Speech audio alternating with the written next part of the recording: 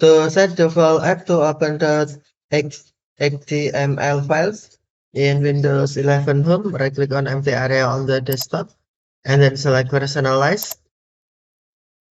Next, click or tap Apps, and then select Default Apps.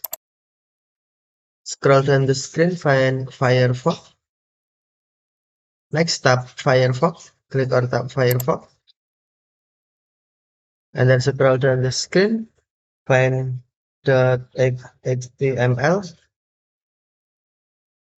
and then tap the HTML default app, and then select app you want to set as default to open .html files. For example, Opera Internet Browser, and then tap OK.